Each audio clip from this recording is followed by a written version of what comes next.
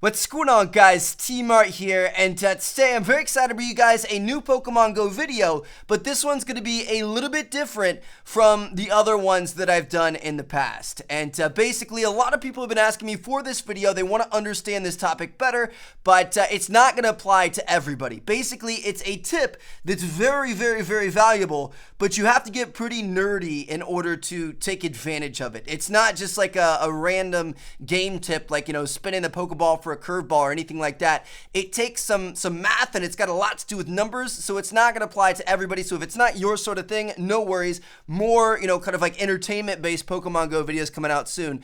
But for those of you who are interested, we are going to be talking about individual values today. And basically what individual values are, or IVs for short, are hidden stats that can have a significant impact on how good your Pokemon actually is. So basically each type of Pokemon has base stats for their attack, their defense, and their stamina. And every Pokemon of that species has those same base stats. So every Charmander, every Weedle, every Articuno has the same base stats across the board. However, each individual Pokemon of that species also has additional unique values that add on top of those. And those unique values are what are the individual values. It's essentially like your Pokemon's DNA. It's what makes every single one different. So, for example, let's take a look at Charmander, all right? So, Charmander's base stamina, attack, and defense are 78, 128, and 108. But you can have different types of Charmanders. So let's say you had a Charmander with an IV of 12, 7, and 14. You guys can see it raises the stamina by 12, the attack by 7, and the defense by 14. So that's a pretty good Charmander. Or you could also have a Charmander with IVs of 14, 12, 15. And you guys can see that represented right here. Which one of these Charmanders would you rather have? They're the same exact level, the same exact CP, the same exact everything, but one of them is going to be slightly better than the other one.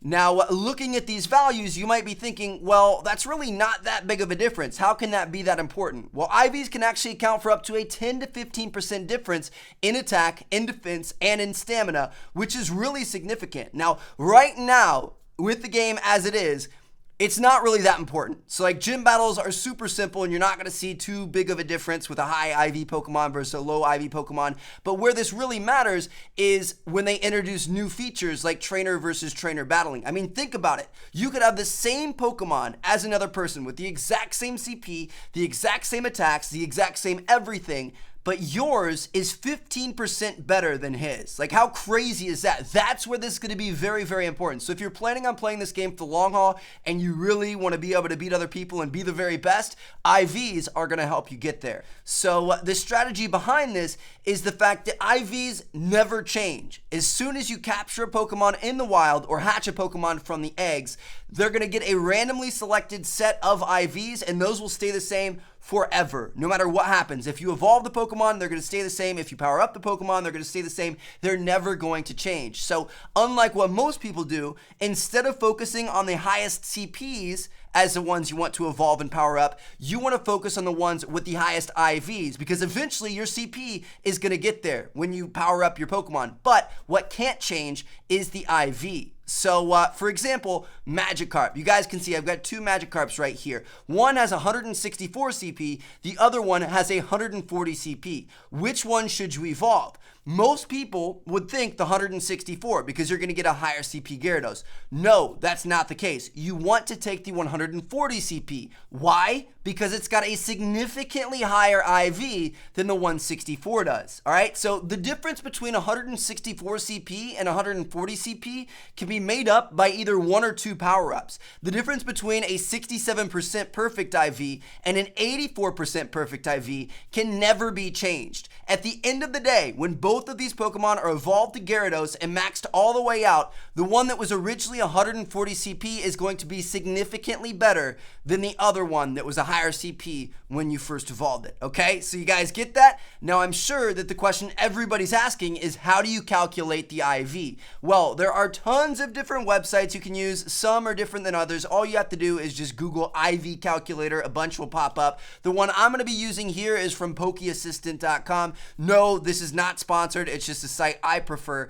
And we are going to be using my Vaporeon as an example. So you guys can see here on the site, you put in values for what the Pokemon is, the CP of the Pokemon, the HP of the Pokemon, the dust, which is how much Stardust it takes to level that Pokemon up in its current form, and then whether or not it's been powered up before. And once we put all that information in, we find out that this Vaporeon right here is either a 78% perfect Vaporeon, an 80% perfect Vaporeon, or an 82% perfect Vaporeon. It's one of those three.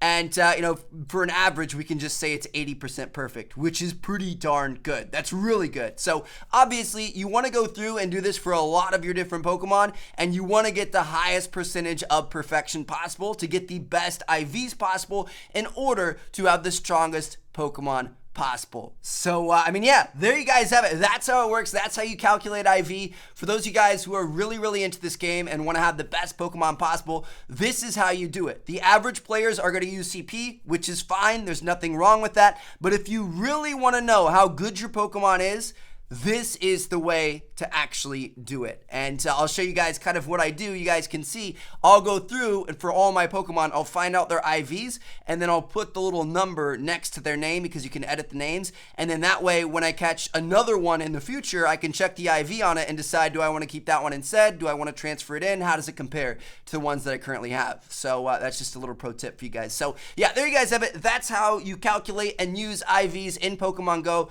It's something that, if you want to get super nerdy with it, you can. And like I said before, right now, it's really not that important. So if you don't want to put all that effort in, you don't have to. But it is something that's going to be important later on down the line once we have trainer versus trainer battling. So anyway, I'll catch you guys later. Thank you guys so much for watching. Thumbs up if you guys enjoyed. More Pokemon Go videos coming very, very soon. And thanks for watching, guys. Peace out.